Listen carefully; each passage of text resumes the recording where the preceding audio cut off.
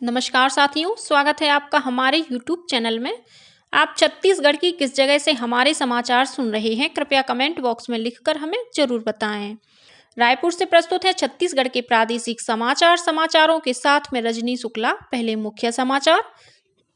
प्रधानमंत्री नरेंद्र मोदी ने नासिक में राष्ट्रीय युवा महोत्सव का शुभारंभ किया। अपने संबोधन में श्री मोदी ने कहा कि मेरा सबसे ज्यादा भरोसा युवाओं पर है। स्वामी विवेकानंद की जयंती राष्ट्रीय युवा दिवस के रूप में मनाई गई। छत्तीसगढ़ में भी आयोजित किए गए अनेक कार्यक्रम।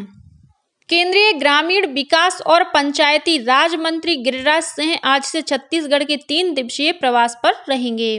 और कांकेर जिले के पंखाजूर में बीते दिनों हुई भाजपा नेता असीम राय की हत्या के मामले में पुलिस ने कांग्रेस नेता बप्पा गांगुली और पार्षद विकास पाल को किया गिरफ्तार।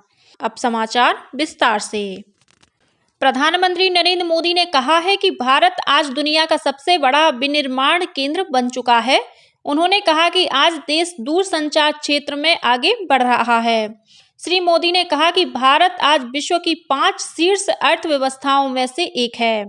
प्रधानमंत्री ने यह बात महाराष्ट्र के नासिक में 27वें राष्ट्रीय युवा महोत्सव का शुभारंभ करते हुए कही। प्रधानमंत्री ने युवा महोत्सव की शुभकामनाएं दी। उन्होंने कहा कि मेरा सबसे ज्यादा भरोसा युवाओं पर है। उन्होंने कहा कि माई भारत की स्थापना के 75 दिनों के बाद 1 करोड़ युवा इससे जुड़ गए हैं। श्री मोदी ने कहा कि हमारी सरकार ने 10 साल में युवाओं को नई दिशा दी है। उन्होंने कहा कि युवा योग का ब्रांड एम्बेसडर बन गया है। गौरतलब है कि युवाओं के आदर्श स्वामी विवेकानंद की जयंती पर 5 दिवसीय महोत्सव का आयोजन किया गया है।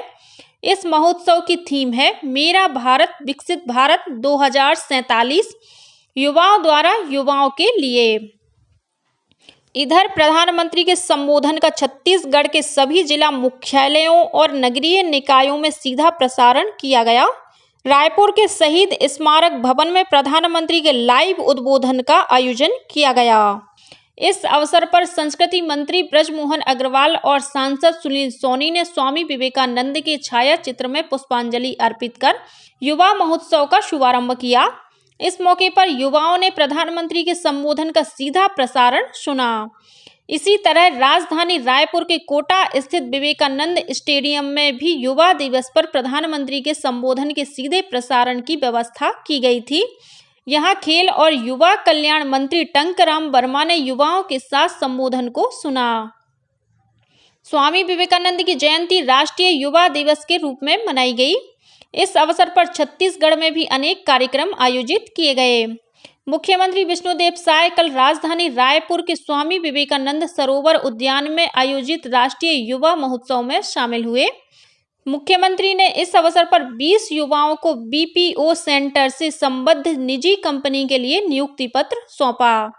इसके साथ ही प्रधानमंत्री स्वनिधि योजना के 5 हितग्राहियों को व्यवसाय के लिए 10-10 हजार रुपए ऋण राशि के चेक वितरित किए। वहीं स्टार्टअप कंपनी प्रारंभ करने वाले युवा ललित को सम्मानित किया। इस अवसर पर रायपुर सांसद सुनील सोनी भी मौजूद थे। उधर बिलासपुर के विवेकानंद उद्यान में राष्ट्रीय युवा दिवस और स्वामी विवेकानंद जयंती समारोह का आयोजन किया गया। इस मौके पर उप मुख्यमंत्री अरुण साव ने कहा कि भारत देश की प्रतिष्ठा और पुराने वैभव को वापस दिलाने में स्वामी विवेकानंद जी का महत्वपूर्ण योगदान है। प्रधानमंत्री नरेंद्र मोदी ने इस महीने की 22 तारीख को अयोध्या धाम में श्री रामलला की प्राण प्रतिष्ठा से पहले 11 दिन का विशेष अनुष्ठान शुरू किया है। श्री मोदी ने अपने सोशल मीडिया पोस्ट पर एक ऑडियो संदेश साझा करते हुए कहा कि प्राण प्रतिष्ठा से पहले समूचा राष्ट्र श्री राम भक्ति के अद्भुत माहौल में डूबा हुआ है। उन्होंने प्रसन्नता व्यक्त करते हुए कहा कि वे अपने विशेष अनुष्ठान का आरंभ नासिक धाम पंचवटी से कर रहे हैं, जहां श्री राम ने काफी समय व्यतीत किया। इधर अयोध्या में श्री रामलला प्राण प्रतिष्ठा के मौके पर 22 जनवरी को छत्तीसगढ़ में विभिन्न कार्यक्रम आयोजित किए जाएंगे। संस्कृति मंत्री बृजमोहन अग्रवाल ने इस संबंध में राज्य के सभी कलेक्टर को कार्य योजना बनाने के निर्देश दिए हैं। उन्होंने कहा कि संभागीय, जिला और विकासखंड स्तर पर भक्तिमय सांस्कृतिक कार्यक्रम आयोजित किए जाएंगे।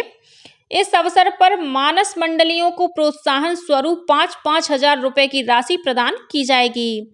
इस बीच 22 जनवरी को अयोध्या में होने वाले रामलला की प्राण प्रतिष्ठा का आमंत्रण कांकेर जिले की रहने वाली संतोषी दुर्गा को भी मिला है।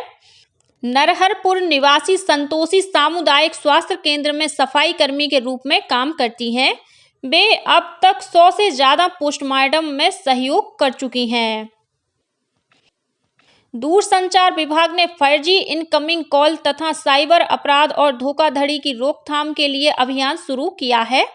विभाग ने लोगों को सलाह दी है कि वे फर्जी कॉल आने पर सतर्क रहें। इन कॉल में लोगों से *401# दबाने के बाद कोई अज्ञात मोबाइल नंबर डायल करने के लिए कहा जाता है।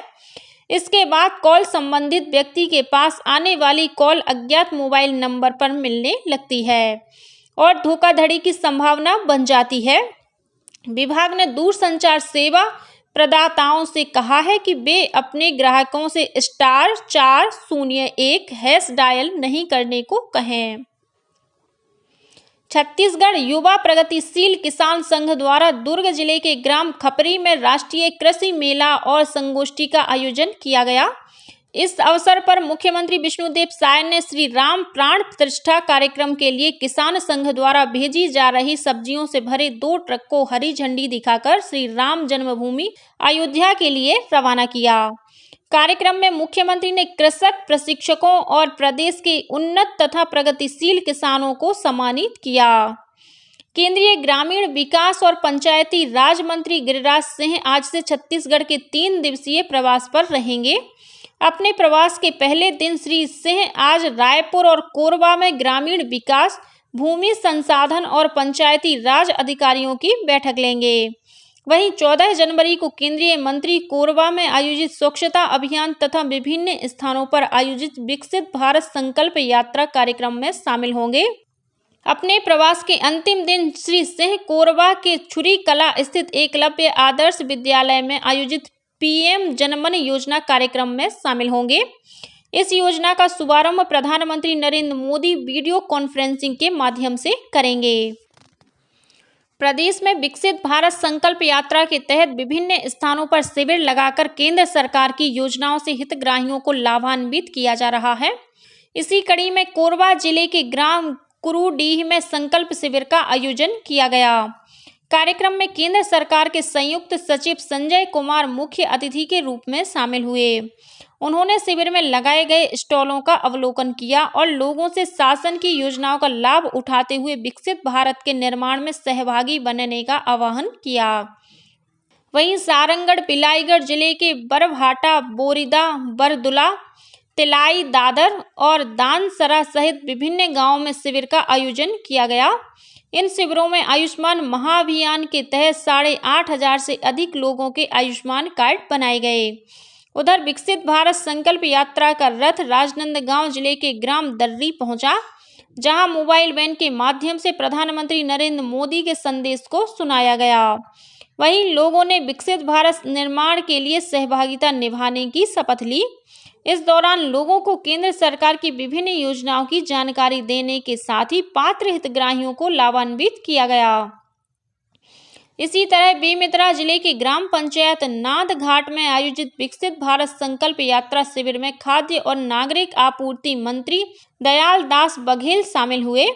इस दौरान उन्होंने लोगों से केंद्र सरकार की विभिन्न योजनाओं का लाभ लेने की अपील की।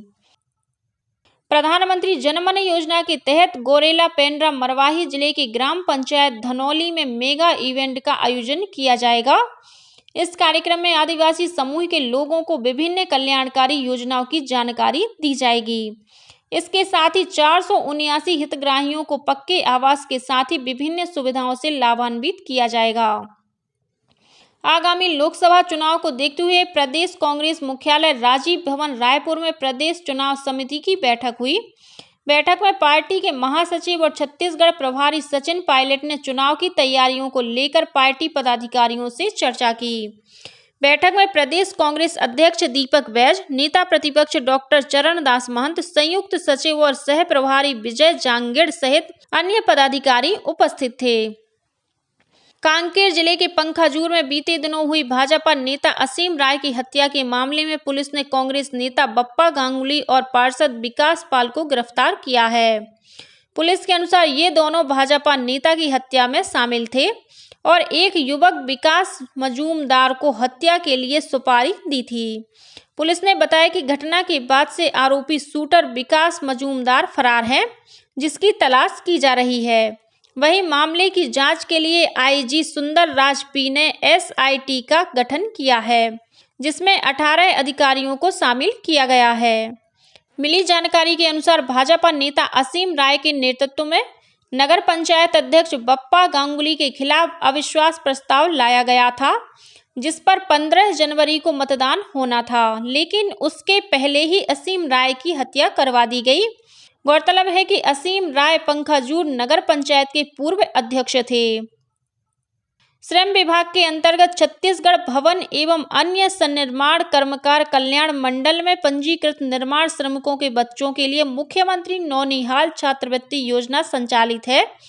इसके तहत शैक्षणिक सत्र 2023-24 में ऑनलाइन आवेदन प्रस्तुत करने की अंतिम तिथि 31 मार्च तक बढ़ा दी गई है। पूर्व में ऑनलाइन आवेदन की अंतिम तिथि 31 दिसंबर 2023 तक थी, किंतु विधानसभा चुनाव के आदर्श आचरण संहिता की वजह से कई विद्यार्थी योजना का लाभ लेने से वंचित रह गए हैं। इसके मद्देनजर ऑनलाइन आवेदन की तिथि 2 माह बढ़ाकर 31 मार्च 2024 तक कर दी गई है। और अब कुछ अन्य खबरें संक्षेप में।